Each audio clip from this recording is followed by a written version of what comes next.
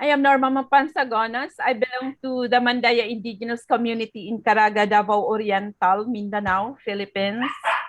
I am taking the place of Father Jojo Fong right now, only for this afternoon, because this is another equally important and urgent concern right now. So this afternoon is the second of series of lectures on co-learning encounter with Indigenous communities. This is a lecture series engaging Indigenous activists, shamans, academics, public intellectuals, researchers, and elders who are imploring the Indigenous people's social, political, cultural, symbolic, ecological, and spiritual sacred worlds and their interactions. Our first lecture was September 25, last month, with Father Nifot, whose topic was about religio-cultural methodology and cultural agriculture. This afternoon session is about intergenerational transmission of ancestral wisdom. This is about the indigenous ways and methods which will be represented here by a Kacharan indigenous person, which I will introduce later. The lecture will be responded to by two invited resource persons, a doctor in religious and values education, and another one, a sociologist. Later, they will also be properly introduced. But for now, may I announce that as of now, we have 12 participants. Uh, I'd like to introduce first my co-host, Mr. William Nokre. So I think we have to start. I am not sure if how many will be joining, but I was instructed to really start at 4 so that we will have time to really listen to the lecture and the responses. I think it's time for us to start. I would go direct to the introduction of our speaker.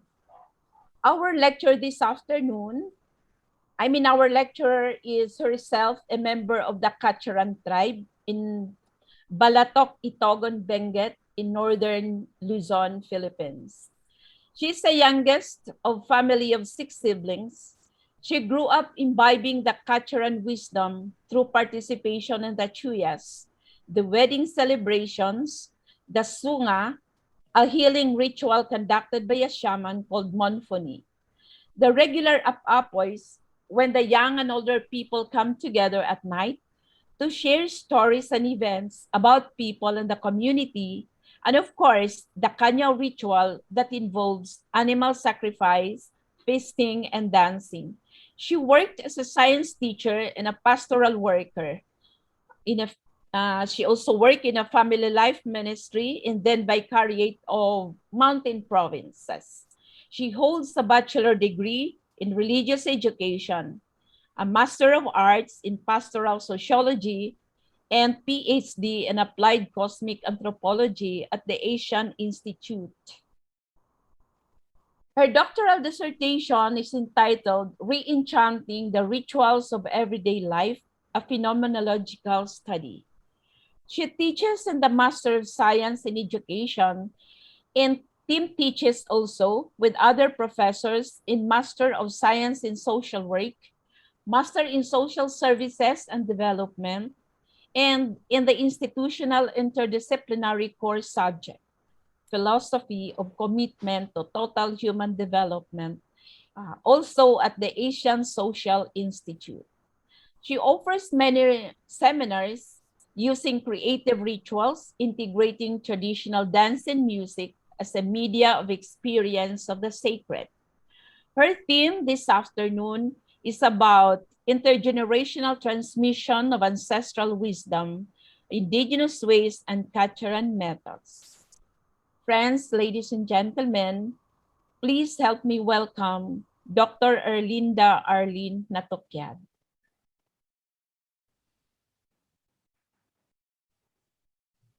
Ma'am Erlinda. Musta kayo dyan?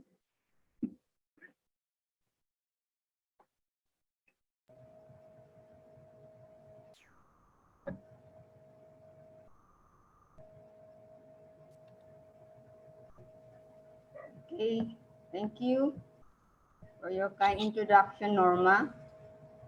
So may I just share my PowerPoint? Hi, Dr. Arlene. This is Benedict Topid from Malaysia. Yeah, hello. Nice seeing you and meeting you here in our virtual gathering. Can you see now my PowerPoint? Yes, yes, Ma'am Arlene. Okay.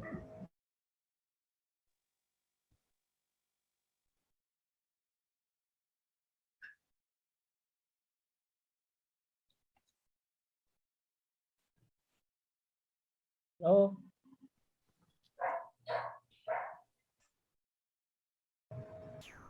I hope this will not have glitches because this morning during my class, nag-glitch ang aking ano.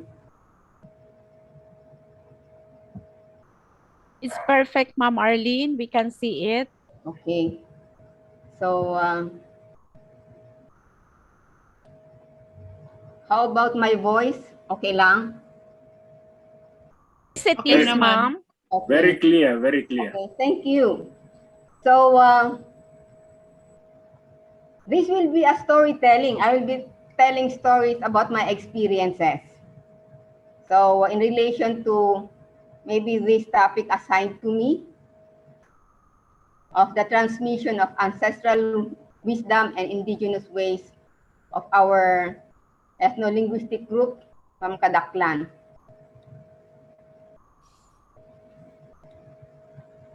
So, the unfolding of my story will be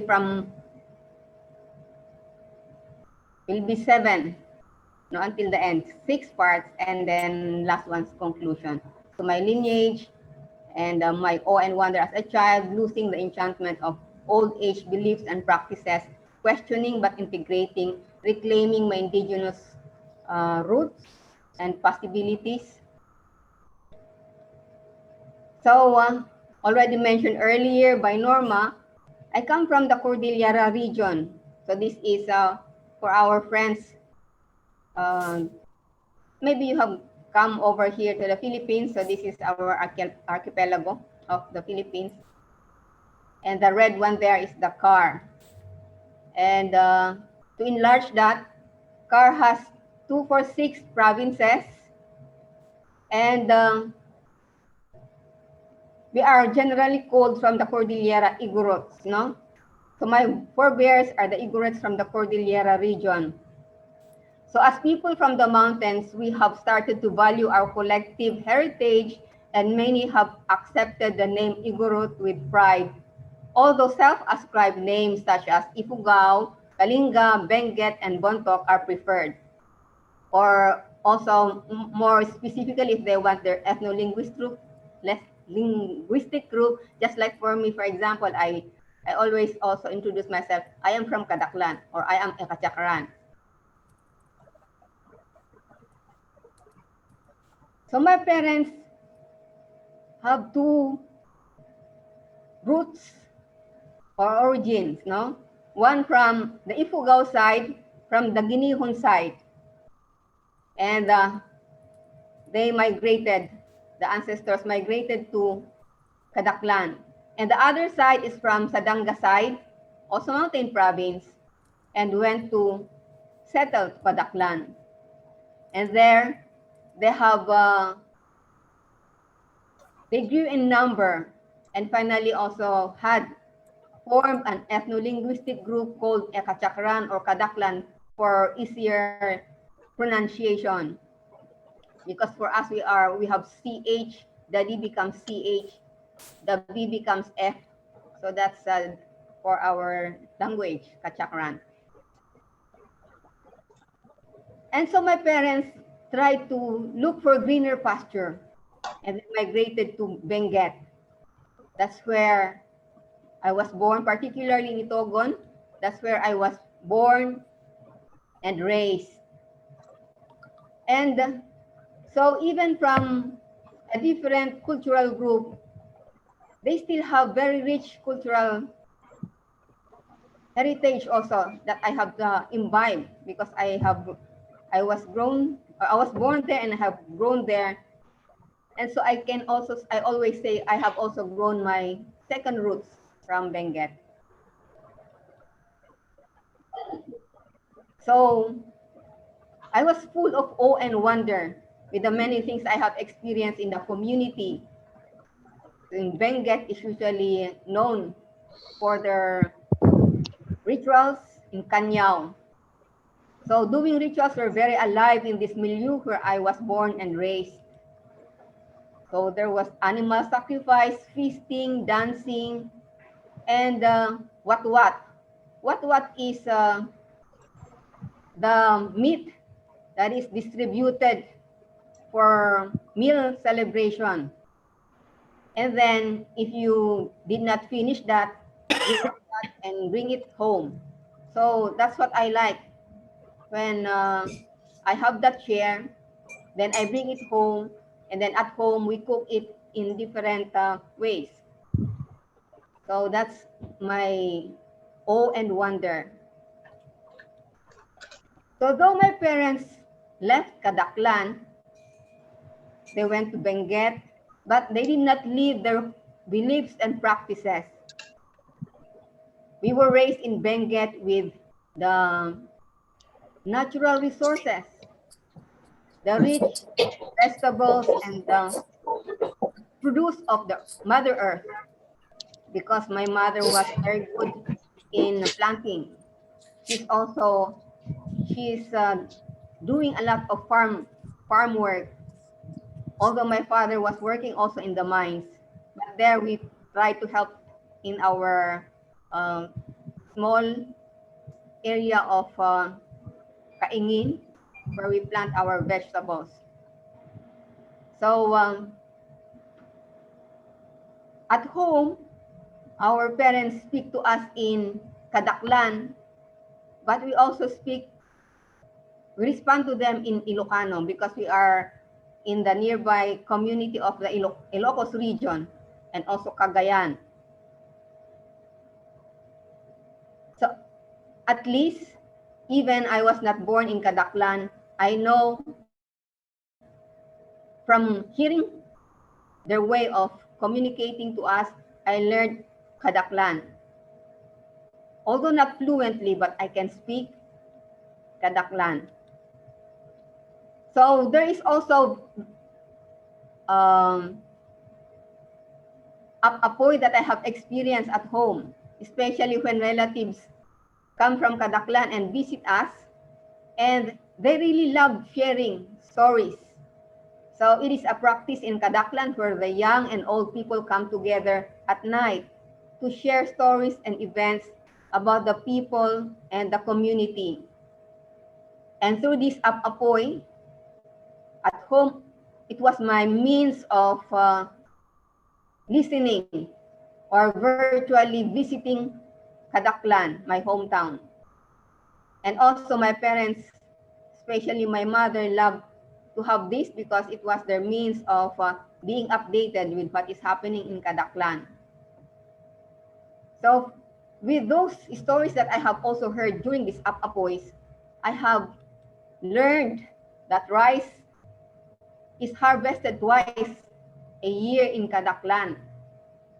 Although it is also almost rainy season for the whole year round, except for March and April. Water that irrigates the rice field comes from the mountain. People share or take turn in irrigating the rice field, especially when water is scarce. So they take turns. That's why I place here Kacharan. So time to water. So somebody tries to watch over and bring the water here over here, and then when it is already filled these terraces, then the other one in charge will take over and also try to water the next rice terraces. So it's really a community sharing. No one will own the water. It's being shared. And I also learned that during rice harvest, they have this one, op-oppo or bayanihan. So people in the community come together and help in harvesting the rice, as well as during during planting. They have also the op-oppo.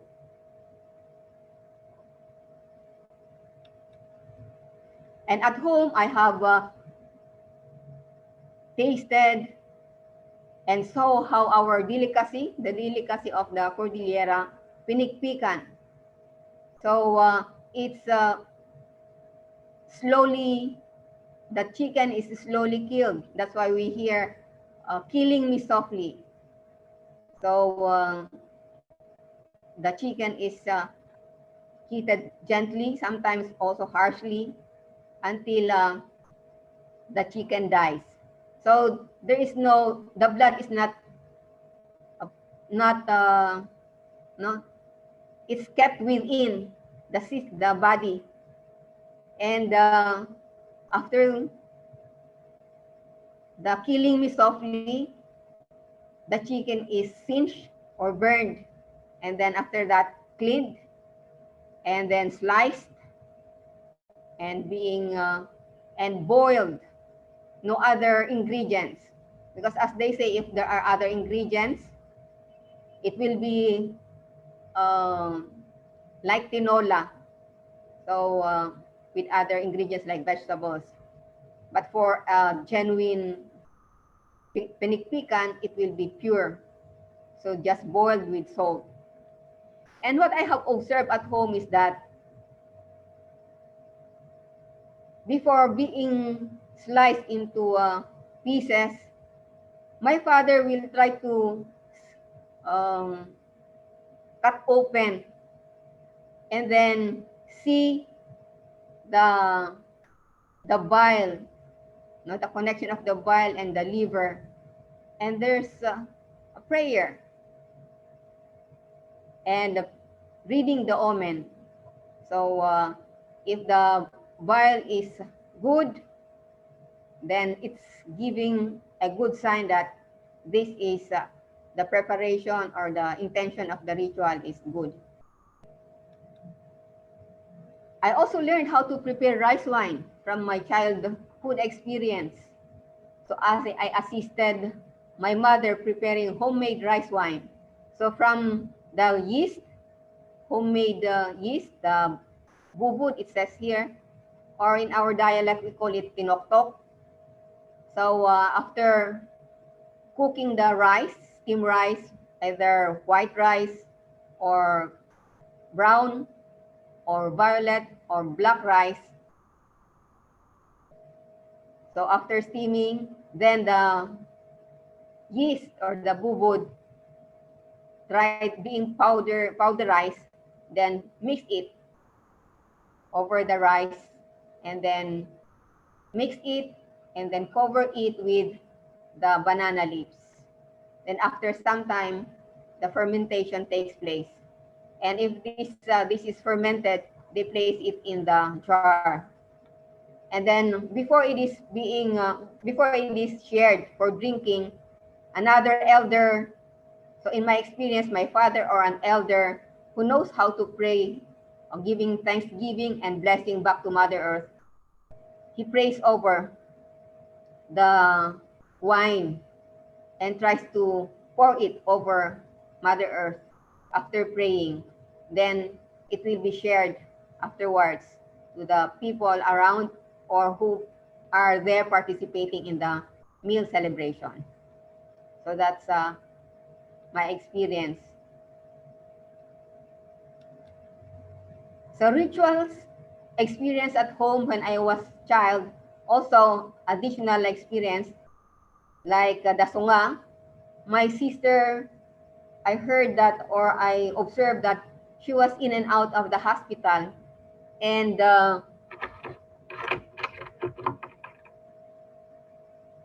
my father decided to ask the help of the munfuni and did the sunga. and she felt better after that healing ritual.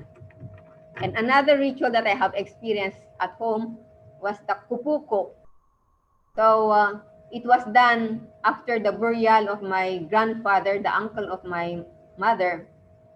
So this is a preparation for a chicken preparation for dinner. After the burial, before the close members of the family go back to their respective places. So the owner of the house where the wake was held is the one who prepares this kupuko. Then there were other experiences that I witnessed and participated, especially when my parents bring with me in the celebrations, the weddings, the wakes, the burial. So of course, in the wedding, it's a really community celebration. And that's where I also learned how to dance our Kadaklan dance. So as a child, full of awe and wonder, I enjoyed listening to the stories of the elders during apoys. I love participating in every ritual performed at home and the community.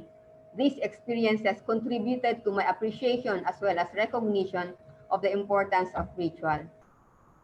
And I was really awed with this, trying to acknowledge the divine. So the divine's presence can be invoked from sunrise to sunset and in any stage, in the stage of the life of the person and the community. But slowly, this enchantment, my enchantment of the old beliefs and practices slowly were losing. I was feeling this, they were losing the grip of my experience. My childhood days went so fast, I cannot hold the hands of time. How I wish I remained a child, but I am glad the gift of childlikeness is offered to those who want to grow. I kept all that I have experienced in my memory bank, borrowing the biblical text pondered, which we usually hear, and Mary pondered all in her heart. So I too have pondered all I have experienced in my heart. So at least I have kept them there. And during the sharing of Father last September 25, and I noted this down, the young, when they study, they lost their roots. So from Father Nipot. And because that touched a string in my memory and brought me back to an experience also. I was slow, as I mentioned earlier, I was slowly losing grip of my cultural roots. I started to look down and question at what I used to enjoy in my childhood days. Because of a learning that I had in my schooling, I learned the concept of superstitious belief. And especially when I finished my college, first I took education, major in general science. Then later I had my religious education because I was given religion subject being a science teacher. So I said, oh, this is unfair because I have lots to learn. So I decided to study another field, religion. So these two, somehow, at that time, they seem to be opposing poles. But in my experience, somehow they were integrating something. But in that questioning,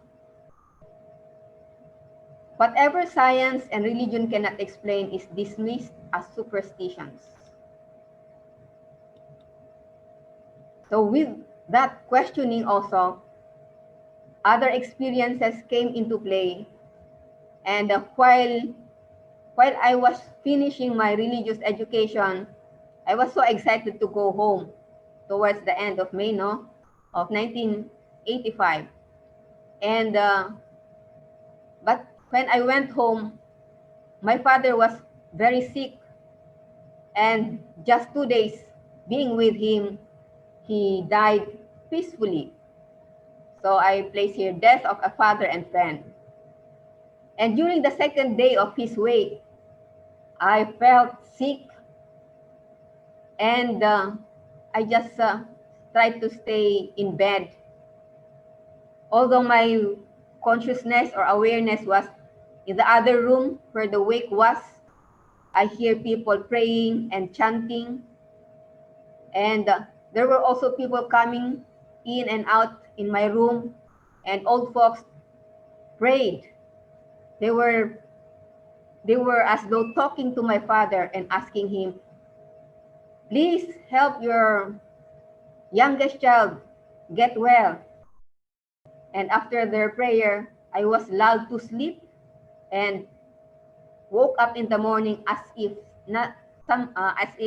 nothing happened. I woke up and about until my father was buried. And after his 9th-day novena, I went back to school and tried to make up for the 2 months that I was 2 months vacation or 2 months integration that I had for my religious education. So I had to prepare a lot. And one afternoon, I heard commotion. Afternoon, it was a lunch break. And I heard some students telling somebody got hurt. And hearing that, it was a surprise for me that my hands were, I felt warm. My hands felt warm. And I just to shrug my shoulder. And then as if there was a push or a voice telling me, you go and help that young boy. And so I just thought, oh, you bring him in one of the rooms and I will see him. And I just did massage, tried to have grip, and he felt good and was able to stand. That was a massage I never have done before. So, and from there, that was like a baptism of fire. So every time my co-teachers feel headache or what in their body, Arlene, please do massage and so forth. So I just do it. And they say they felt good. But my questioning was there also. Was still there, am I doing the right thing? Or this is superstitious belief? Now in my science, being a science teacher, I was questioning, is this scientific? And my religion, as religion teacher, is this something also not against your faith persuasion? So to help me in my own questioning, I tried to have my training, other trainings on other healing modalities. So questioning, but integrating.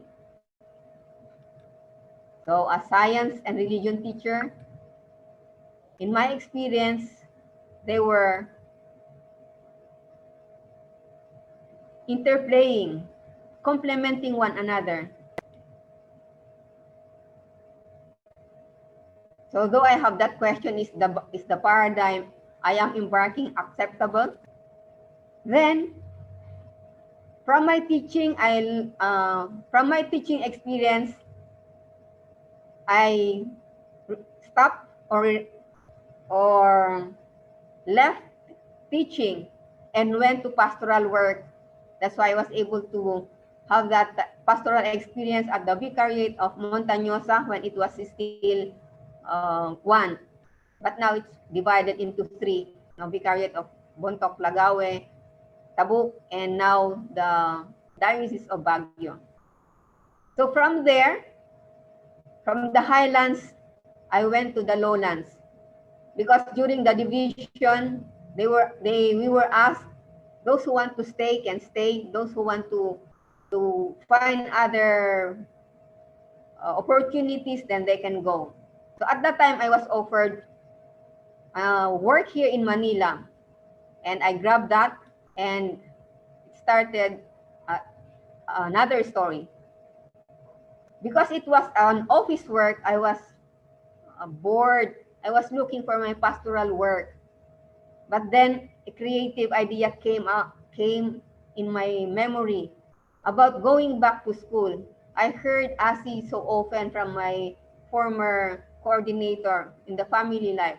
So that gave me the opportunity.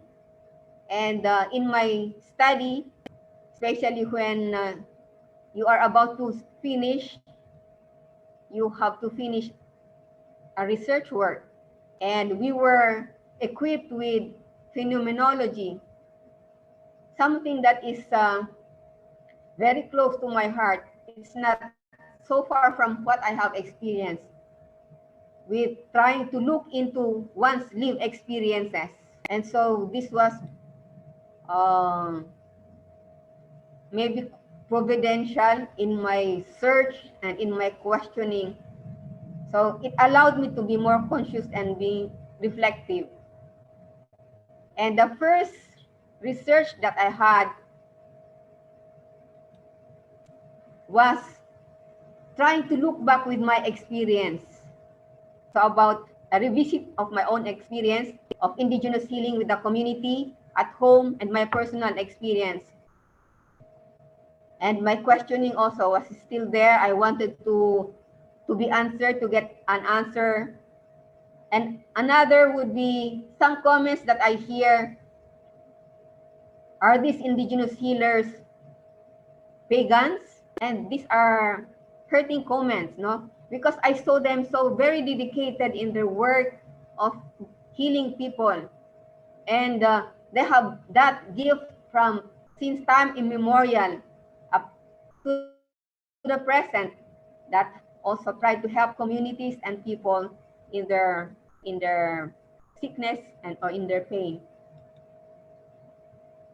So it was an opportunity for me to go back to listen to the stories of elder people into healing.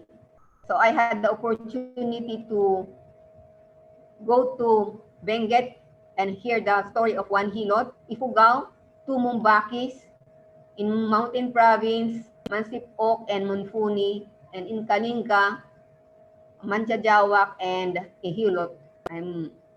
Please call my attention if my time is up, please. I'm looking at my watch. Yet, Doc. So I asked their stories. How did they become healers? Joys and challenges in doing healing. And these stories I tried to listen and try to reflect on. So somehow I have my own story. So listening to their story was, in research, it's a way of validating your own experience. So my story, their story, became our story. And that led me to have more rigorous reflection or thematic reflection about our common stories. And things and themes born out of this reflection. So Indigenous healers were called from most unexpected events. So they have their call and response. So it was also an experience of they had their sickness or they had their dream. And that started their journey. And then Indigenous healers have a very clear belief in one God. I saw them so prayerful and worship of God and cult of the ancestors by the Indigenous peoples are true expressions, however, vague of a divine human aspect of the revealed Christian religion. So I took that from, as I was searching for some reading materials from Tribal Forum, and I got that to enrich this theme. Then sustaining factors of the Indigenous healers were their prayer. They were very prayerful. They remained acknowledging the greatness of God, Kabunyan, whom they recognize as creator of all the seen and unseen, someone higher than themselves. So he is the source of all healing. This shows that their method is based on faith When their methods do not work, they never hesitate to send the sick person to a hospital. So they employ whatever would best help the person in need or the person who is sick. Then third, indigenous healers and other dimensions. And at another dimension, we have a view of the spirit world. So community is more than just a living member of their tribe. It includes the spirit world, their ancestors, the rest of creation, which they are in communion. The belief is a close and harmonious relationship among humans, nature, and the cosmos is part of our indigenous culture, which we need to reclaim for our truly holistic approach of life and community. So they have befriended nature and as their ally in their healing modality or healing ministry. So the healing ministry of the indigenous healers has made them become men and women for others. So like Ignatian spirituality, they are always ready to be of service to others. The indigenous healing includes the healing of the body, mind, and spirit. And what is very important is it includes the family, the community together. And the holistic approach of this traditional indigenous healing leads us to a better understanding of the Christian healing ministry, which our Lord Jesus Christ has exemplified. Jesus was a holistic healer. And the sixth, indigenous healing brings us home to our indigenous root, as well as I'm referring here to the small roots, our cultural roots, and to the big root, to the one we acknowledge, someone higher than ourselves, God, Kabunyan, or whatever would be the ascribed name that or the other faith persuasions would give. So I have other possibilities. That's why I place in blue, because if I have more time, I can go back to this. So do continue journey with me a little bit longer, because I will still be sharing about the other researches that I did. So here there are still two of outputs of my rerouting related on rituals and the cultural heritage, the oral and material culture of Kadaklan Mountain Province.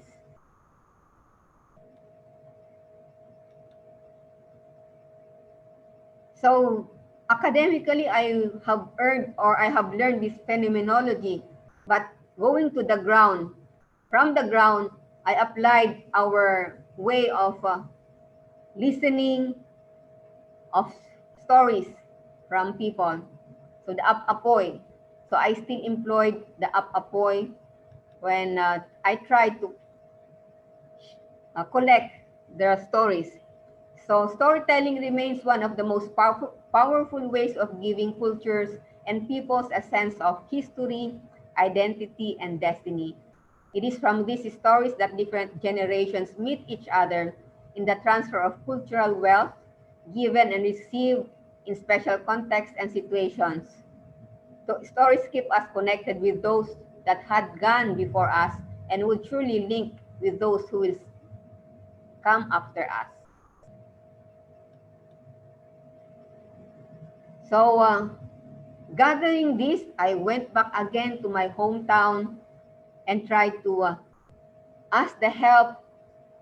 Of course, I have my FPIC, free prior informed consent, ask the elders in the community to have this gathering of elders and have an apoy with them and listen to their stories about our myths, legends, and so forth, folk tales.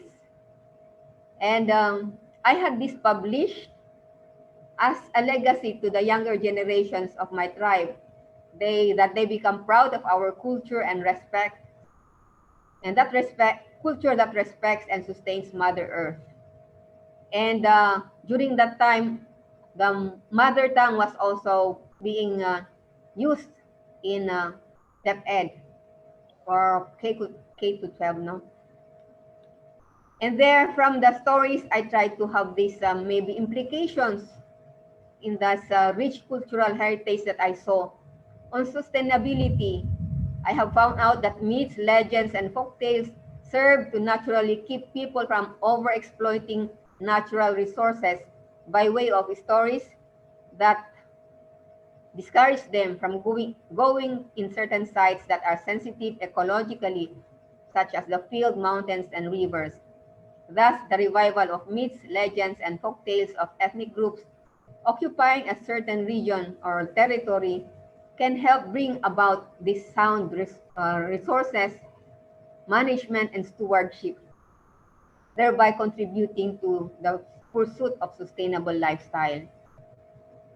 And on governance, it is also trying to have this deepen integrity is a natural feature of self-governance and community-based organization when people and their leaders have been raised and are continually affirmed in the values and principles of transformed inner ecology, environmental ecology, human ecology, values and principles of subliminally taught and effectively internalized myths, legends, and folktales, and reinforced by the practice of and use of material culture.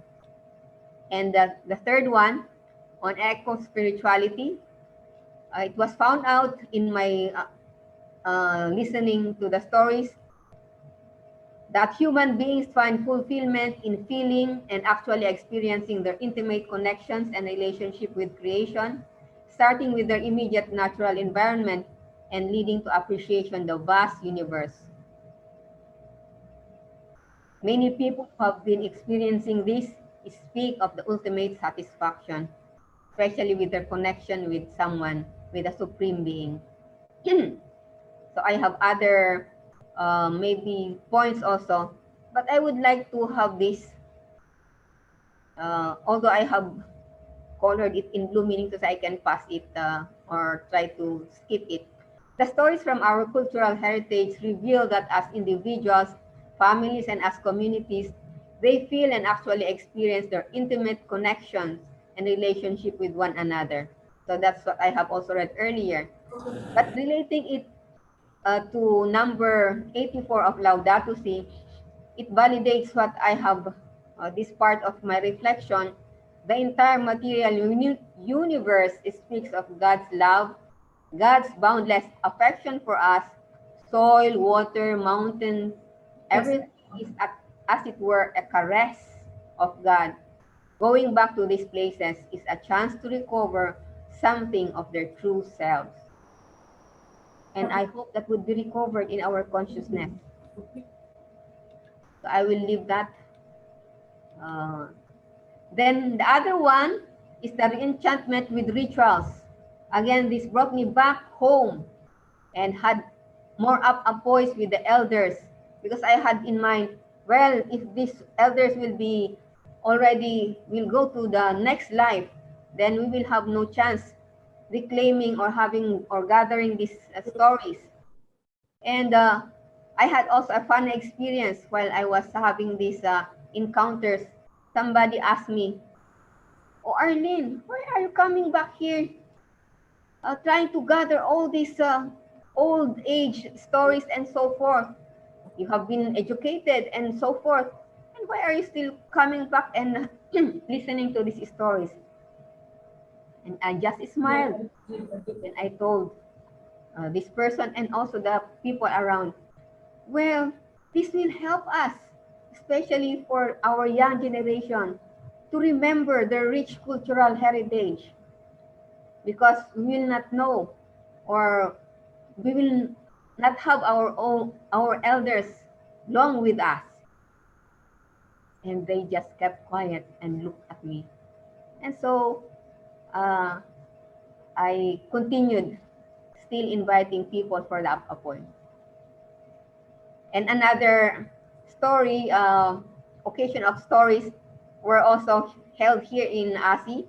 These were from my office mates or staff in ASI, experiencing the creative rituals that I facilitate, but also through storytelling, I heard their experiences about their experience on rituals, and also all revealing. So ritual is one of our rich cultural heritage. Families, communities, basic ecclesial communities are encouraged to perform again the rituals that enrich their community life as the interrelatedness of all beings without necessarily making lavish. So I also mentioned that in my past, with my other slide. We can recreate our own rituals, making it simple, but the connectedness, the meaningfulness would be experienced by the community. It is important for us that our present religious rituals cannot claim to be superior and more holy, sacred than the tribal ones that we are fast leaving behind. Our rituals as indigenous peoples before we became Christians show that God was already there present in the affairs of our ancestors. Thus, the challenge is how to let the good in our indigenous rituals enrich the good in our Christian rituals and vice versa. This can be done through inculturated liturgy and paraliturgy, and even in our indigenous practices. Our Christian rituals also can enrich them. So from an inspiration in Ecclesia in Asia by Pope John the Second, or Saint John Paul II now, our culture is but the soil which gives support and nourishment to the seeds of our faith. Our church has been enriched over centuries through inculturation from the diverse cultures of its believers, and the test of true inculturation is whether people become more committed to their Christian faith because they perceive it more clearly with the eyes of their own culture.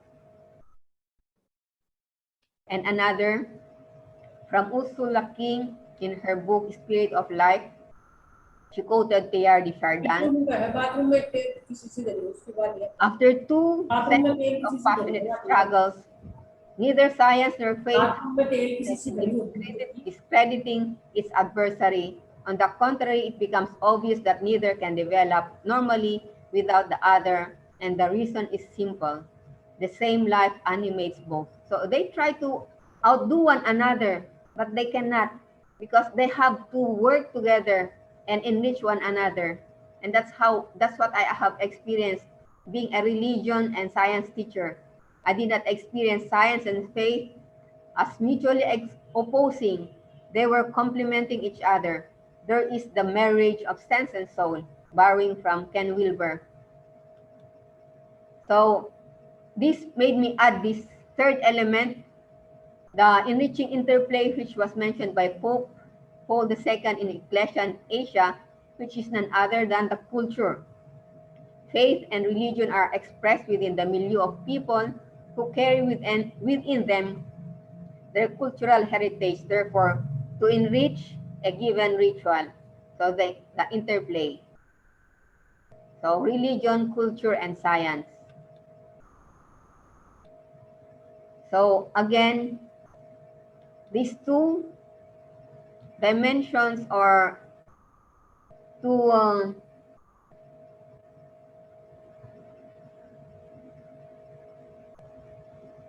seemingly opposing poles, science, religion. Now I have added the third one that would somehow answer my questioning, and here I integrated culture. So science, religion, culture. And at the center is the binding force of these three: God of life and all life forms, keeping them together, making them interplay and enrich one another. So some of these things I have mentioned that it's very good to awaken in the elders and teachers to a closer look of this cultural heritage that we have and try to have education formation to our younger generations. Then that will be carried with our life cycle of life rituals, birth, wedding, and so forth, death, and still have them enriched with our own faith persuasion. So elders and teachers, students coming together to have that celebration, making it alive. So the community come alive again with this community celebration in dance, song, chants, and so forth. So this is one way of preserving the rich cultural heritage and then the ancestral wisdom of the religio-cultural communities. So our primal religion is a dimension of creation spirituality.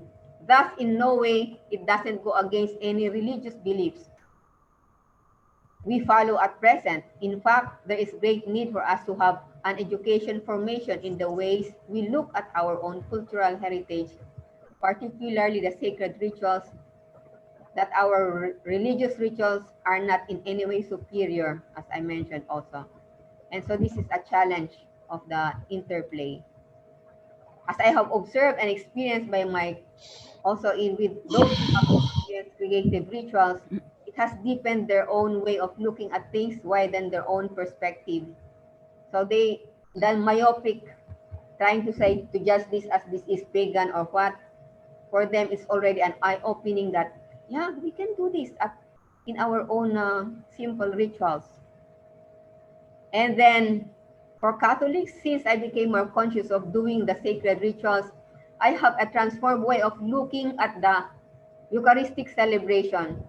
It's a whole length of ritual where the individual who joins the celebration brings with them their own story. That includes also their own story with the earth. Then strong appropriate images of faith can bring new energy to the gospel in our time. So again, quoting from Evangelii Nunciandi, spoke of the evangelization as the essential mission of the church. He called for new methods and new approaches. Okay. So for Catholics to go beyond her rules and rubrics in worship and discover once again the beauty of her tradition of worship, may she continue to find effective and beautiful forms of imagination with which embody the presence of the sacred and the mystery. So may the church become more open and looking at the mythic truth of dogmas, way to honor the sacred wisdom.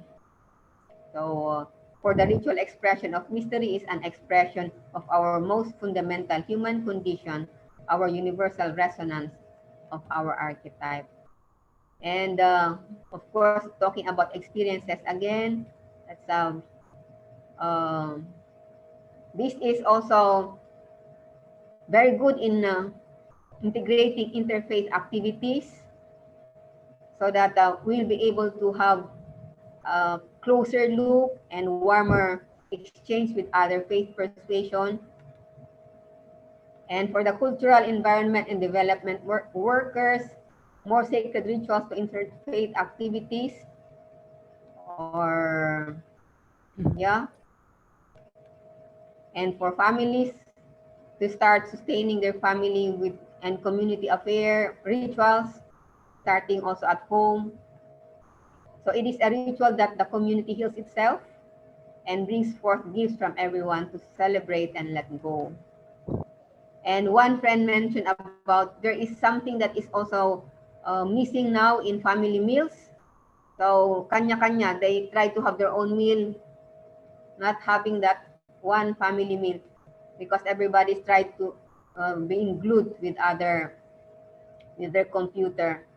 And okay, specifically also maybe for Filipino in general, the manu po, or trying to bless the elder people. And for artists, educators, and thinkers, okay, we also are encouraged to have this create our own rituals. As Brian Sim says, until the creative artists and educators and thinkers attend to this challenge, we will continue to lose ourselves and the future generations to consumerism. Daring and bold initiatives are necessary in this endeavor. There are not experts here. We must be happy that since the time calls not for expert, but genius. So we are being called in our own ways. We are all genius. So I was happy that with this journey, I did not lose my roots. They were still there, but needed cultivation and watering.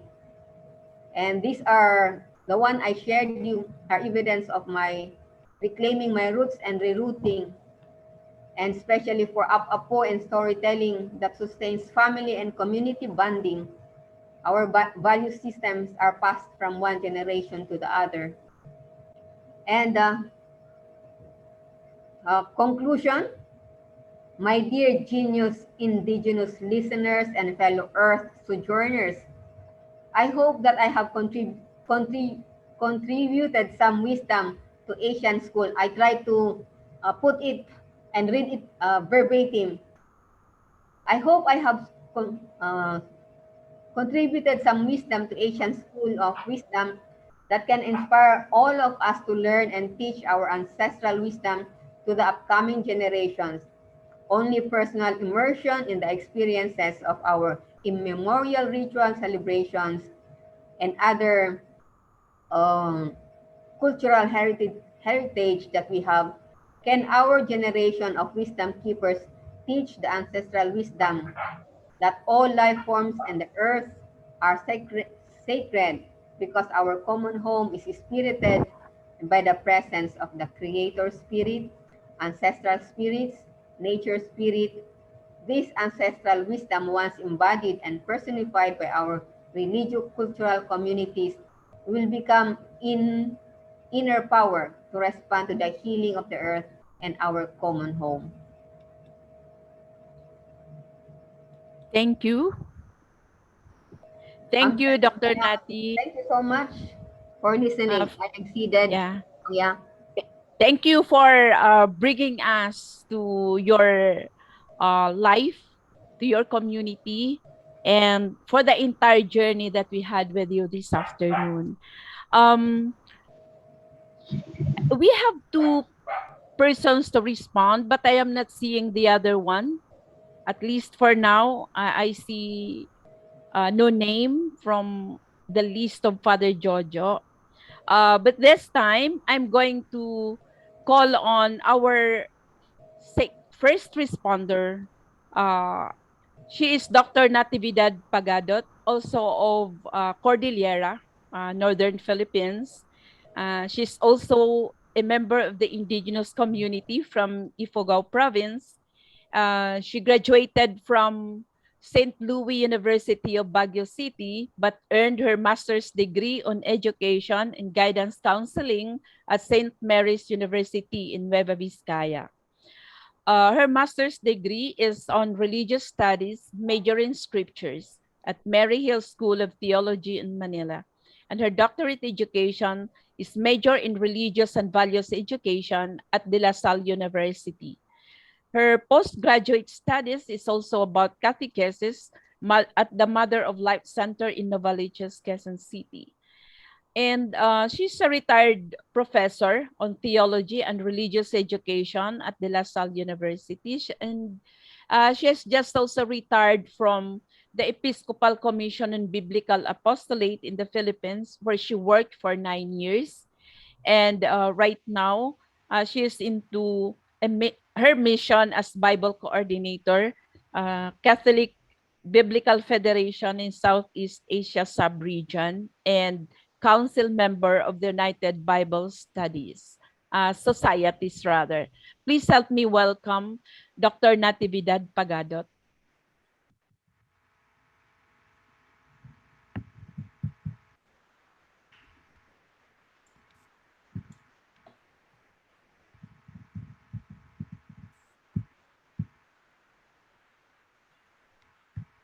Thank you for this forum and for inviting me to be part of this conversation on intergenerational transmission of ancestral wisdom, indigenous ways, and Kacharan methods. I'm sorry I cannot share with you my screen. Anyway, I will just wait. Like Dr. Arlene, as was mentioned, I also hail from the Cordillera Mountains, particularly Kiangan, Ifugao Province. Like Dr. Arlene, I have my own memories of our indigenous traditions and practices back home. Studies and work brought me to many parts of this globe, but I never denied coming from the mountain provinces, coming from the mountains. In fact, I'm also proud of our heritage, of what was handed down to us by our forefathers and our foremothers. Indeed, as Dr. Arlene mentioned, we value our collective heritage, which was given to us by our unschooled but innately insightful ancestors. They bequeathed a lot of wisdom to us, the next generation. Dr. Arlene mentioned or commends the Benguet people for their well-known lavish rituals and celebrations. Actually, celebrations involving animal sacrifice, feasting, and dancing is prevalent all over the Cordilleras. And yes, what is butchered is cooked and served to everyone present in the occasion. And relatives get a share of the uncooked meat to bring home. In our case, in Ifugao, in Kiangan, if you miss an occasion where you should be present or where you should have been present, your relative will send your share of the raw meat to show that you have not been forgotten. The part of the butchered animal sent to you depends upon your degree of blood relationship with the celebrant. It's commendable how Dr. Arlene has internalized and interiorized customs and traditions from her parents and from her exposures. But this is not isolated. Parents in times past always remind us of what our ancestors believed and why. Unfortunately, some of our beautiful and meaningful practices are slowly disappearing among present-day millennial Cordillerans because of the misunderstanding that such practices are pagan, obsolete, and based on superstition. How correct Father Nifot is. Thanks to the phenomenological research of Dr. Arlene on indigenous healing, she was able to find out very important facts. For example, healing is not the monopoly of those who are schooled. There is such a thing as healing in the indigenous way from folk wisdom tested and proven by our forebears. Also, that indigenous healers acknowledge the intervention of a divine in their healing. They call the divine by many names, but it refers to the same being. Kabunyan, Lumawig, Maknongan. It refers to a higher being from whom they owe their gift of healing, because such power is not given to everyone. They have their own spirituality.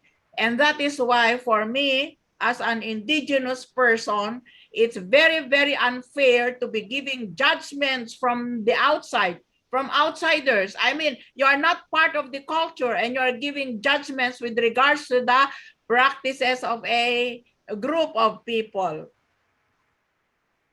The healing is a community endeavor, a business of the whole clan, living and dead. which is why they call on the spirits of the dead ancestors and relatives to help in the healing, like in the case that was related to us by Dr. Arlene, when her father got sick, and also when her father died, and then she got sick. Is this not an implicit confession that they believe in life after death? In Ifugao, when a native priest called the Mumbaki does the ritual healing, he calls on the spirits of the dead ancestors, to please look with compassion at their descendant who is sick and pronounce healing on him or her. Yes, Indigenous healers acknowledge that their ministry is for others, which is why they do not hesitate to respond to any invitation for healing. In times past, I do remember when there were no modes of transportation available in our villages, walking was the only way to reach the sick. Indigenous healers made the sacrifice to walk an extra mile just to be with the sick person. Even when clinics were made available by missionaries in the center of the municipality, neighbors of a sick person would carry the sick in a hammock and walk him to the clinic. That was our ambulance, human beings carrying a sick person in the hammock and then walking him over to the clinic if need be. This is bayanihan for us, indigenous people of the mountains, where access to medicine and school doctors were remote and scarcely possible. In the light of the discoveries of Dr. Arlene, in her research and reflections, her recommendations are truly in place. Of course, it is important to engage in further studies on the contributions of the shamans in the healing of their sick in their communities, to see how faith plays an important role in the healing process. How come there are cases where the sick get healed without being brought to the hospital, but having been subjected to the rituals by an indigenous healer? Has this anything to do with faith of the healer, faith of the patient, faith of the whole clan?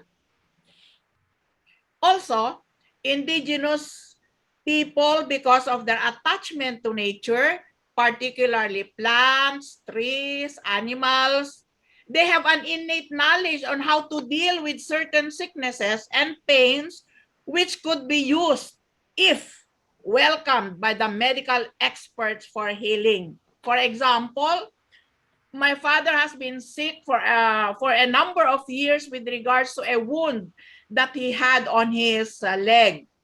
So we bought so many ointments, we bought so much medicine, but nothing doing. Until one time, a shaman said, go to get the bile of the boa, the big snake. So my brothers, I have 8 brothers, my brothers went hunting for a snake. But before they killed the snake, they had to ask permission. That is how close we are to nature. Another experience that I had also was, I was sleeping, I think I was 3 years old that time. I was sleeping at the it was a double deck, second deck of the bed. And I heard my mother talking. So I said, to whom is she talking? We are only 2 in this house. And I looked over and oh my God, she was talking to the snake. She was telling the snake, oh, you came to visit us. Please go away because my daughter will be scared. My daughter will be afraid. So I was wondering how come that our ancestors can just do that. Talk to, how do you call that now, to animals. So I tried that also in my own experience with rats. And I saw that even if rats entered my room, they wouldn't destroy my things, but they destroyed the things of my niece, because my niece was always saying bad words against them, you rats, and so on and so forth. So it somehow gave how do you call that? An affirmation to my consciousness that we can actually talk to the plants, we can talk to the animals, but that is from the point of view of indigenous peoples. Outsiders will say, oh, you're crazy. But that is not craziness. I think that is sanity. This paper, entitled by Dr. Arlene as Intergenerational Transmission of Ancestral Wisdom. Yeah, it's true. Yes, transmission of wisdom from our ancestors is necessary today, where our young people seem to get lost because of pressure from other cultures and because of studies. As Christians, it is of primary importance to strengthen the awareness in our young people that healing is holistic. Healing includes respect for Mother Earth, which is very close to the hearts and the minds of indigenous peoples, which is why Dr. Arlene in her paper says we should not only deal with mindsets, but also with heart sets. What is close to your heart? Mother Earth is not here for control, but rather as an ally to live a healthy lifestyle. Don't you see? Desecrate nature and it will hit back to you in a manner you may not be able to handle. Take, for instance, the floods caused by the inconsiderate cutting of trees and the mining concessions brought about by greed for money and the like. The awareness that being makakalikasan is also being makajos and makatao can be integrated in our catechesis indeed, in our communal gatherings, in the BECs, for instance, basic ecclesial communities, in family encounters, and of course, in the academe. Unless this is done on a communal, cooperative basis, we will lose much of what we should be gaining from. And the fourth one, creation spirituality as a tradition of native peoples is offered in the paper of Dr. Arlene as a way of life, a life of compassion towards the integrity of creation, justice, and peace, rather than working, striving, concentrating on domination. We work and live together for collaboration, cooperation, and inclusion in the mission of peaceful coexistence. Indigenous celebrations of peoples in the different stages of life point to human values like joy, love, growth, forgiveness, reconciliation, maturity, peace. But of course, you have to be within the culture to be able to give the correct interpretation to those celebrations. That is why the work of Dr. Arlene is commendable, because it is based from the experiences of people within the culture.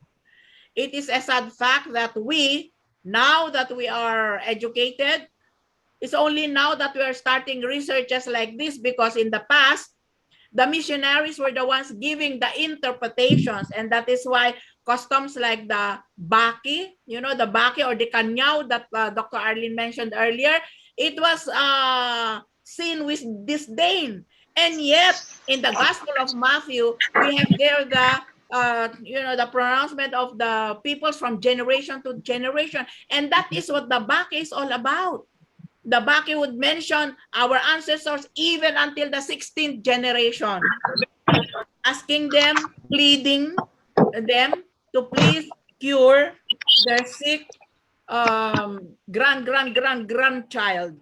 You know, so this should be further studied to show its relevance and relationship to our faith tradition and teachings of the church mentioned in Arlene's paper.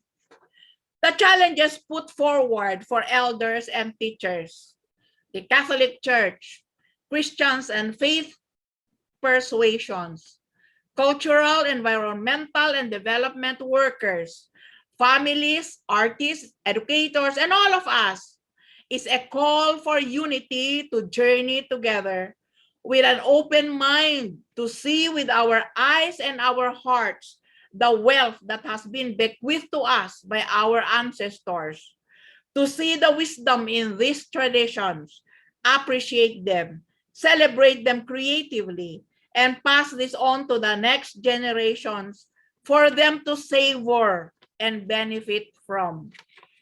Congratulations, Dr. Arlene, for your paper. And thank you very much, everyone, for listening. And once again, thank you for inviting me to participate in this forum. Thank you very much. Thank you, Dr. Nati. Thank you very much. So we now go to clarifications after Dr. Nati has also confirmed and agreed with some points. In fact, all points raised by Dr. Arlene. And she also had mentioned about challenges and in joining each and every one of us to also affirm the paper as presented. So now let's go to clarifications and or questions. You just mentioned to whom you are addressing the question, either to Dr. Arlene or to Dr. Nati.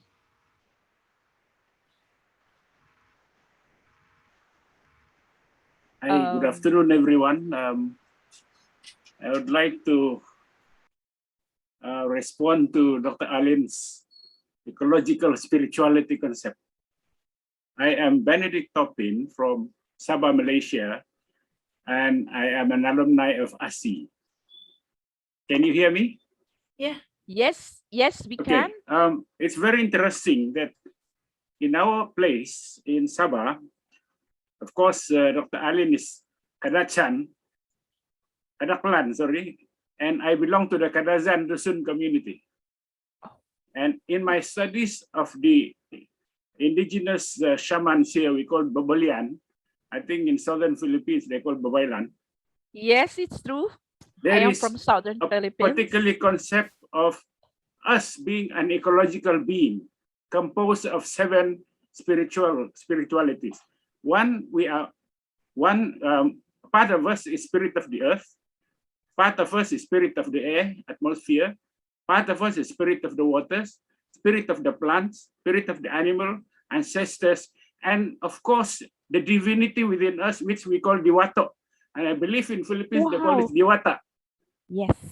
And whenever our ancestors before traversed from one place to the other, they address to all these 7 spiritual ecological components of our spirituality, and they can talk to the animals. They know the signs from the birds, the omens, what they tell you, and these are the ancient wisdom which we have now lost.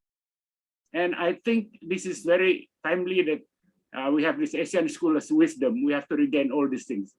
And thank you very much, because I can see I was in Benguet and I was also in Tugigurao at one time. I was in Philippines. I did part of my social work practical the Trinidad Valley. So I'm very familiar with the place. There is a practice among the Igorots that they would not bury their dead, but they just put it in a cave, I think. And for several days, but we were not allowed to go because there is a ritual. But what is our shared values in this concept, I think, is sadly misunderstood by our new faith. And that's why I have come across with a lot of what they call sometimes callings from our fellow Christian, priests and catechists and this. They call me and I'm trying to revive the dark, elements of the past. But true to what Father Jojo was saying, actually, we cannot remove the fact that we are the past, present, and the future. Because this is something to us, I think, that is also encouraged by the church to have a dialogue and to have an inclusive, holistic church.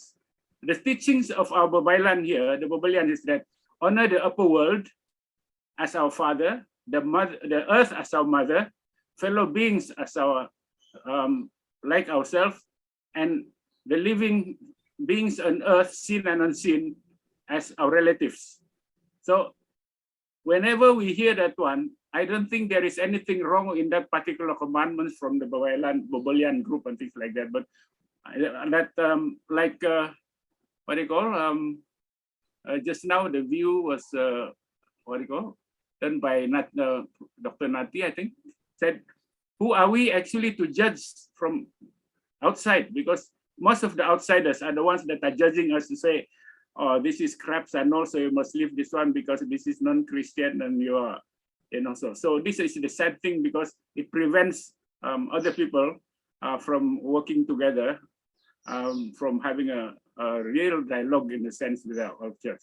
So that's all I want to add here. I mean, to capture from Dr. Arlene. I think we are one.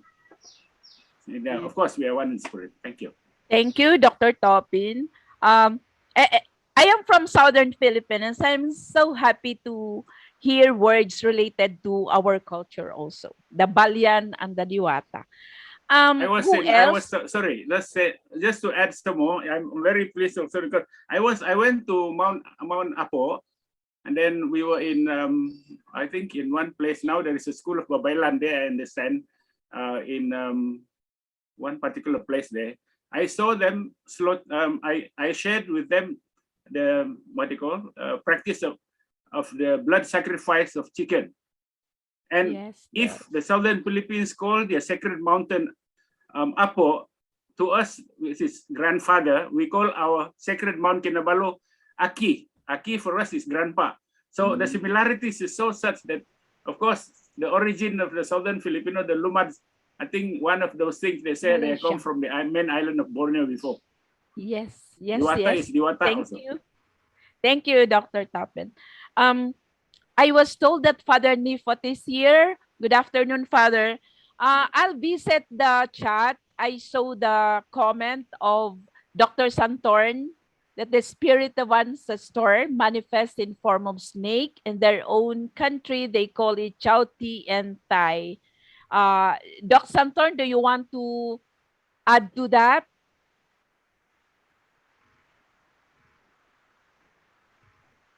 Good afternoon. I very much appreciate from the sharing of Dr. Arlene and Dr. Nat. So I think the sharing or the belief of the people among the indigenous people in Asia more or less similar. So many things based on the sharing. This is really like as Dr. Popkin mentioned that they have some tribe, they have the three spirits, but among our people, they believe that we have 33 spirits, and the main three spirits exist in our body, and the rest 30 spirits living around in the forest or in the rice field or in the river, the mountain, everywhere in the forest. And then if we dream that we fly, and then it like our spirit fly in the forest like a bird. And if we think that we are like a deer or animal, and our spirit manifests itself as an animal. But the main three spirits in our body, if some spirits escape from our body, and then we will get sick, and then our father, our mother, or our grandfather, mother, we call our spirit back to our body. This is, I think, this is based on the belief of, and also they believe that the manifest the spirit of our ancestor in form of snake or animal, something like that. So when the son is the animal from the forest enter the village, they're not allowed to kill that kind of animals. They have to free them free it. If we kill that, we a spirit of our ancestor or spirit of somebody in the village. So this is very, very strict to not allowed to kill this kind of the animals. So I think among the indigenous people, the cosmology and the worldview are more or less similar, especially in Asia countries. Thank you. Thank you, Dr. Santorn. I see the hand raised from Sir Dixon. Kindly comment. Yeah. Can you hear me first?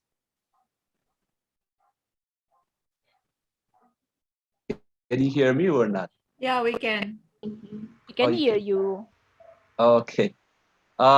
Yeah, I was just wanted to say something because I was excited by the two speakers. So maybe I would just say quickly, briefly where I'm from and who I am. So I'm a Jesuit scholastic. So I'm actually I took Father Chocho's class, and that's what got me into these movements. And I was excited about it when I took that course. I'm originally from Micronesia, so I'm actually a neighbor to you, Philippines. And I've been like what Dr. Erlina and Dr. Nati, is that how they call it? Uh, the experiences that both of you shared really resonated to me a lot. And I'm also an indigenous from a tiny island of Micronesia, and I've really enjoy listening to stories like Dr. Arlena shared. And I've been wondering why at that age I was very different than my other peers by enjoying listening to stories in the evening with my elderlies in the house. So storytelling is very common on the islands. And I remember when I first went to college, I've been longing to study history because I want to see the trace where my ancestors, my people came from. And so I ended up majoring in history just because of that curiosity of looking forward, seeking for that connection, because I felt there's an emptiness in me that it doesn't heal by the Western studies. And so the further I studied, the more hunger I wanted to explore more into my own uh, my own route, like you termed it. And that's why it's not a surprise that I ended up decided to join religious life, because I was not satisfied with my history when I finished, and I switched to education because I wanted to go home and teach at my home island. But it was not. It doesn't seem like it will satisfy even more when I have less education. So I decided to maybe I become a priest so I can explore more and seek more with people. And that brought me into considering the Society of Jesus. And fortunately, I applied and they accepted me. So I went to the States for 5 years to study, to train in the States, in the New York province for 5 years, philosophy plus the 2 years of novitiate. And the further, like I said, the further I study into philosophy, the more hungry I was, looking back for my own root, and I wanted to come back home. So for the same reason, to see the connection between that. But to make the story short, uh, this is part of one of my excitement that I felt that our ancestor really brought me here in Philippines, because when they asked me about the choices to where I'm going to go for theology, they proposed Boston College and Berkeley, but it doesn't ring in me. It doesn't connect. And once they mentioned Ateneo, for whatever reason, I was so excited, and I said I think I would consider Philippines. And fortunately, they gave me that permission, so I ended up coming here. And it just happened that the first theology course I took was with Father Chocho. So what a coincidence that it just happened, the connection. Like all of a sudden, I put into the Father Chocho's class, and that made my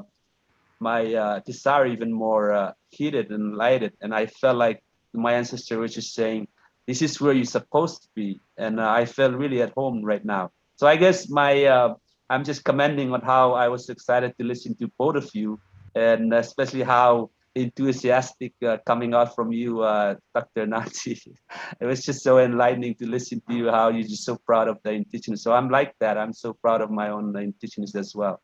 Um, so my interest now is, once the lockdown or the restriction of the pandemic, I'm hoping to meet your people. Hopefully that will happen. But the I'm in my province will allow me, and I'm going to work with Father Chocho to figure out a way to get to you. I wanted to see you people who are moving, pushing these Indigenous. So thank you very much. Thank you, Sir Dixon. Welcome to the Philippines, to the Thank indigenous you very much. communities in the Philippines. Okay, Thank who you. else would Let us like meet to? in Who Kidapawan. else? Okay, I'm inviting you to my own home in the Mandaya community of Caraga, Davao Oriental also. Oh, very Anyone There good. else is who would like to comment, ask clarifications, questions, or anything that you would like to say, or be a rejoinder, whatever?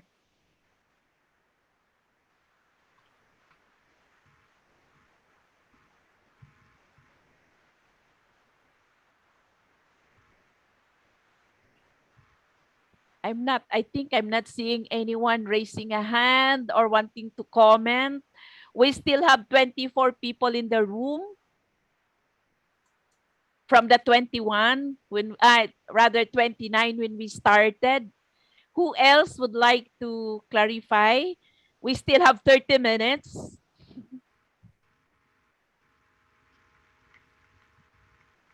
How about others? I think I cannot be forcing all of them to talk or to share. But for those non-indigenous people or those who did not come from indigenous community, you might want to share, to comment on your own spirituality. Your sharing might enrich the discussion and this particular topic.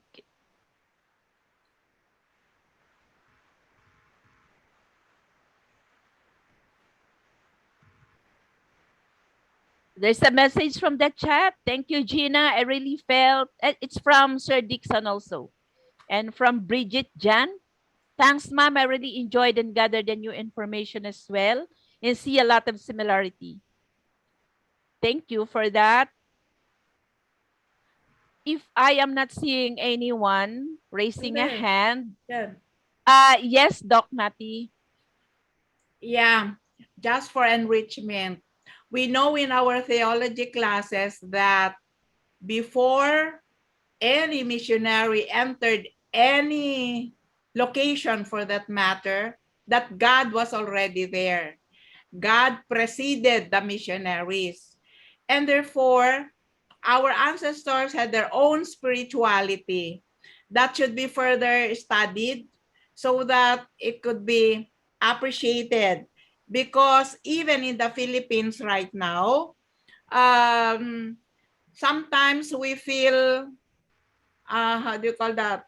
I mean, sometimes I feel angry when people laugh at the indigenous peoples because of certain modes of thinking or certain customs and traditions. As I said earlier, it is very important to educate ourselves in trying to enter cultures so that we understand their mindset and their heart set, as added by Dr. Arlene. And then I would agree with her suggestion that there should be more studies related to further reflection should be done on the triumvirate, the relationship of religion, science, and culture, especially now that we are talking about synodality. And what is synodality all about? It is traveling together regardless of religion, height, color, or creed. Diba? So walking together towards a common goal for humanity. That's all po. Thank you. Thank you. And as I'm not seeing anyone who would like to talk, I think we have to summarize it by saying a lot. Maybe I'd like to share also what I have learned from the speakers and the rejoinders. That from Dr. Nati, Dr. Arlene, I found a lot of similarities from my wanting to. I'm not going back to the roots because I'm still here. I'm still practicing the culture. I dress this way because I am here facing you. I also work with the indigenous communities, and we have this what we call ancestral domain right now in the Philippines, and I am in my own ancestral domain. No, but I love the way what was presented by Dr. Arlene. I experienced what in Nueva Vizcaya. I attended the wedding, and they were, because they know that I came from an IP community, and they were laughing at me. I said, we also have Baao. You have the what, but I think I admire most on the what was they will really let you bring whatever. So you should eat if you don't want to bring. You should consume the large slice of the meat, because if not, you will bring it to your home. And I like that. Um, but I learned a lot from what she said about science and religion. Whatever they cannot explain, they dismiss it as religious, superstitious beliefs. And that's what we read in the books of the first missionaries. I came from a community, one of the first communities in Mindanao that was colonized. And I came from that community, and uh, it pains us, but we are recovering. We are all Catholics now, some of us, and some of us became priests. No, in we are helping together as Dr. Arlene challenged us. And Dr. Nati, her agreement with Dr. Arlene, especially that of the recommendations and importance of faith and healing, and the importance of the environment and nature to spirituality. Also her experiences, her own experiences on healing, as an IP. And well, also the sharing of Dr. Samthorn about the similarities also with our own culture in Thailand. And well, I am impressed of Sir Dixon's willingness to go back to the roots, and of that of Dr. Tapin. And so that ends my own learning from the topics that you have shared. Dr. Nati and Dr. Arlene. Dr. Arlene, first, you might want to have a last message for the participants.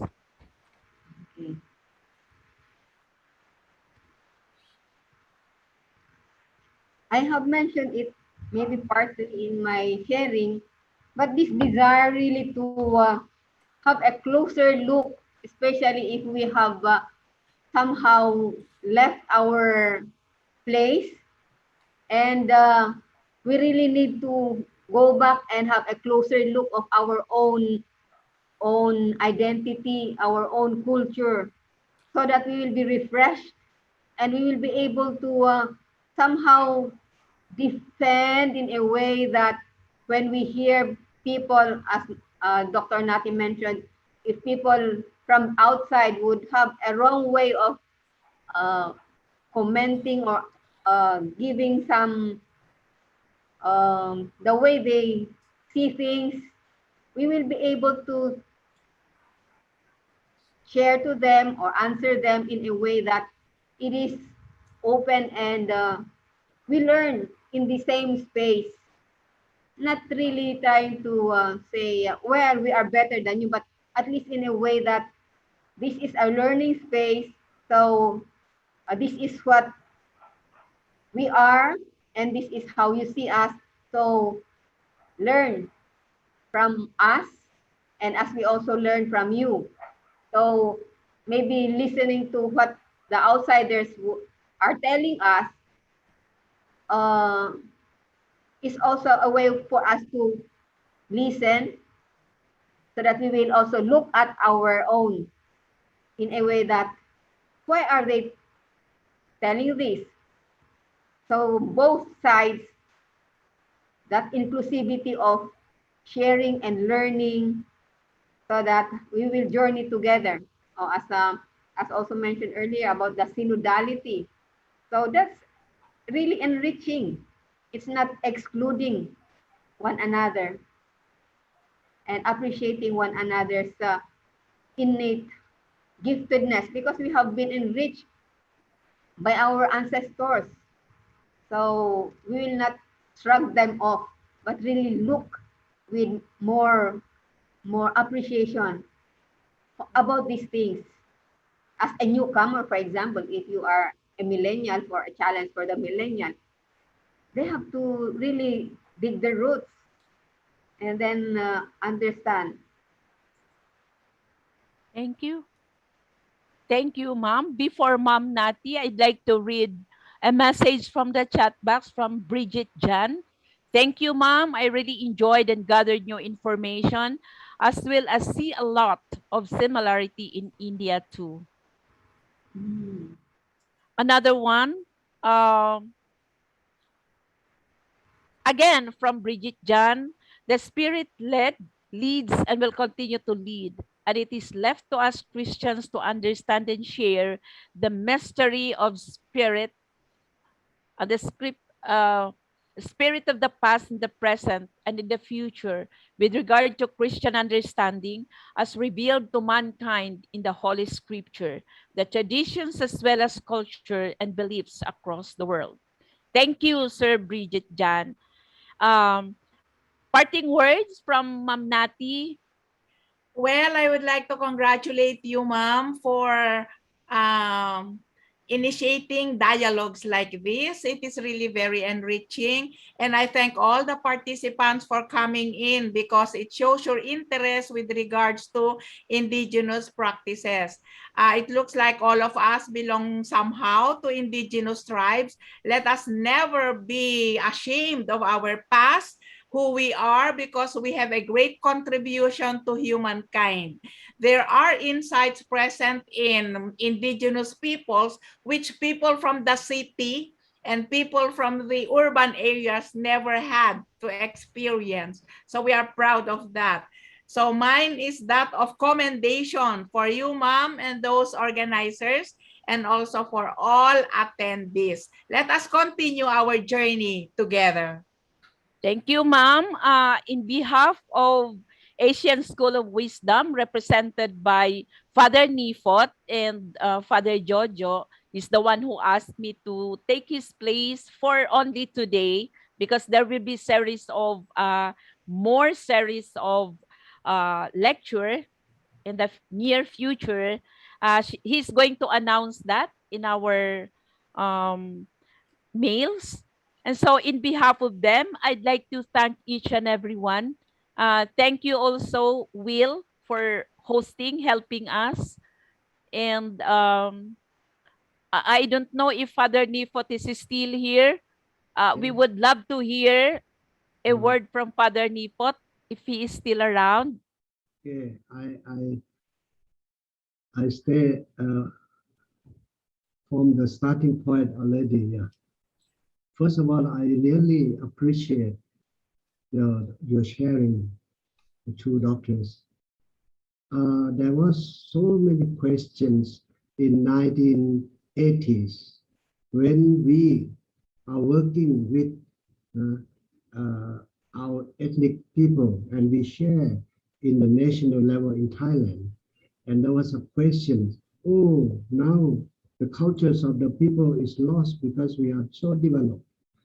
So I think that question has been answered. And now I would like to say that your sharing is really the answers for those people sees that our traditions, our wisdom, our culture is lost in this mainstream of development. And they said that this kind is going to die out, but the spirit never died. So I really appreciate what you share. And also I really appreciate because I heard and I know that in Philippines, you have so many foreigners come, but your experience from yourself and you can recall and transmit to another generation. It is really a wonderful, it's marvelous work. And I think that this kind of experience already exists in every indigenous and ethnic people everywhere.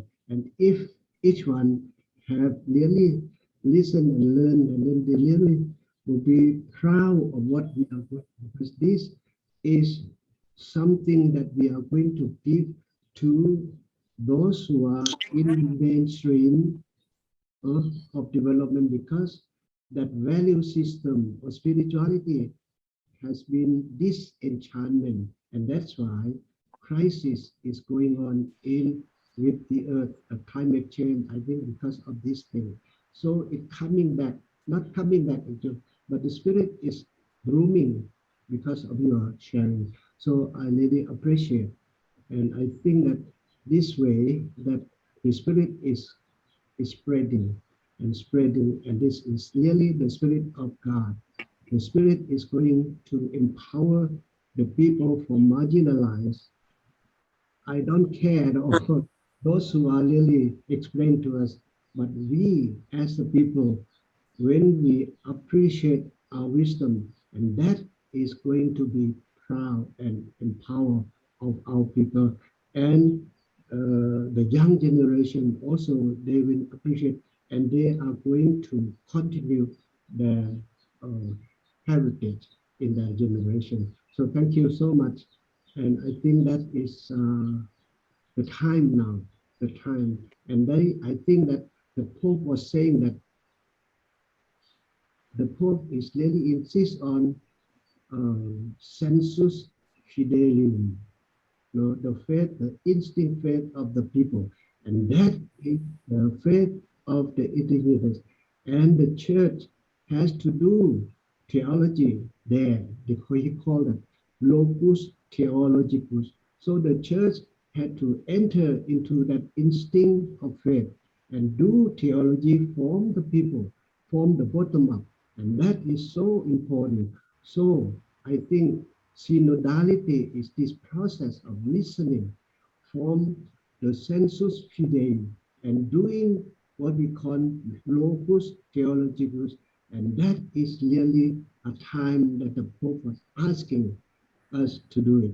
So I really appreciate. God bless, and I encourage that we are going on together. Thank you so much. Yeah. Thank you so much, Father Nifot. I did not have a chance to personally thank you while I was in your place. Thank you so much, Father. I saw Father Jojo coming. He just came in. Father Jojo, we would also like to ask a message from you. Are we ending now? Yes, Father.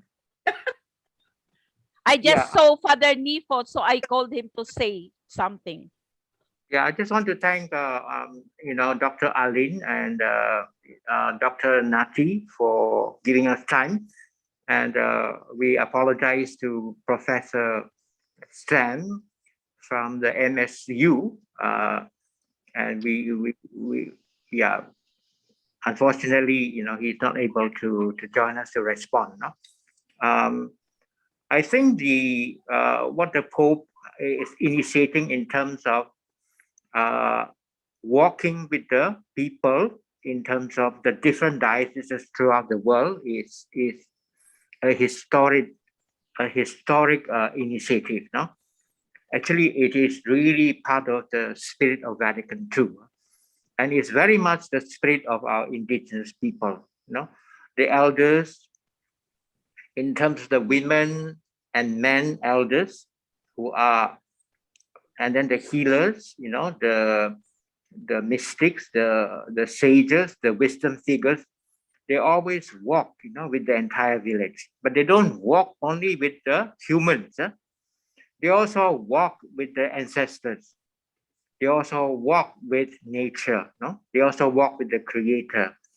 So there's a great awareness, that this world is not just this planet Earth. This earth is the entire cosmos. So they are walking with the unseen and the seen world, the visible and the invisible.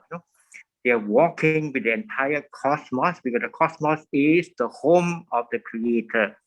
It's also the home of the ancestors, the home of the saints, the home of our angels. And then for indigenous people, these are nature spirits. For Pope Francis, it's called the various beings. Now this is important.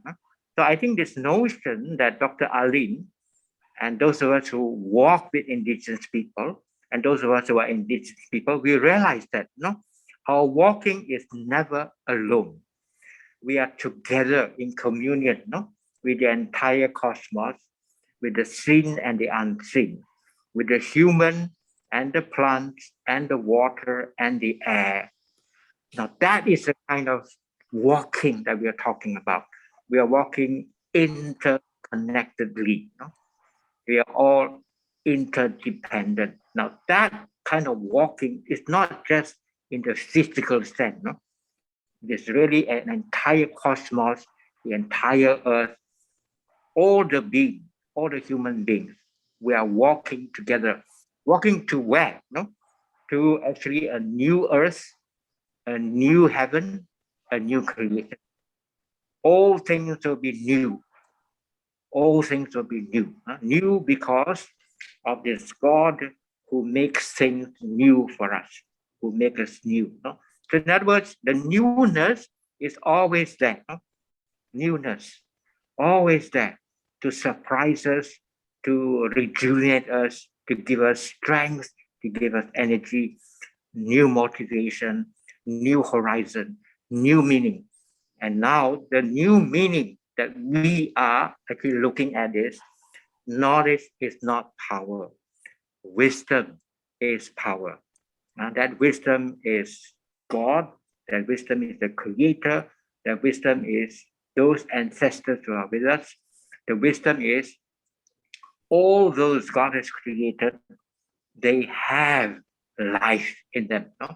So I wish all those who are with us that we journey together.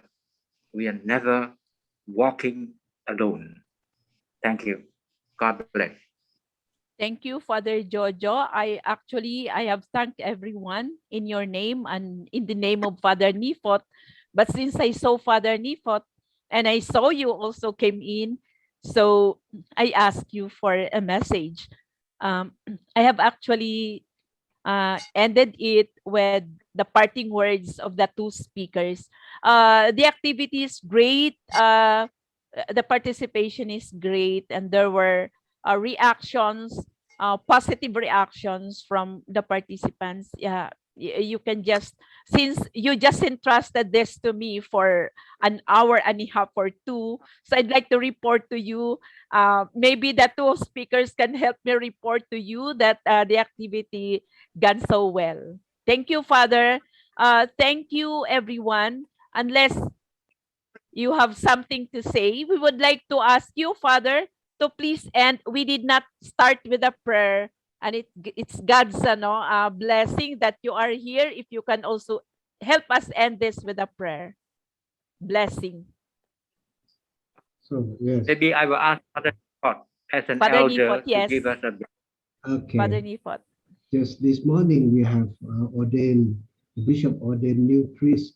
So he says that since he is ethnic Kacharan, so he also bless and ask God and ancestors of them to bless us. So I really would like to ask God and ancestors and the spirit of all the world, spirit of the water, the spirit of the earth, the spirit of everything, animals also, because all of this give us life.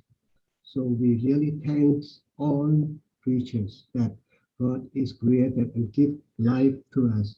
And so in order to give thanks to God, we have to accept listening to the spirit of ancestor and the spirit of creatures that have given life.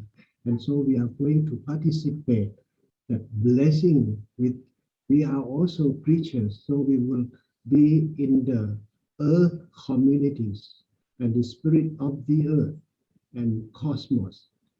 The cosmic Christ is going to bless us, and that life is going to be renewed, the face of the earth. The Lord is with you.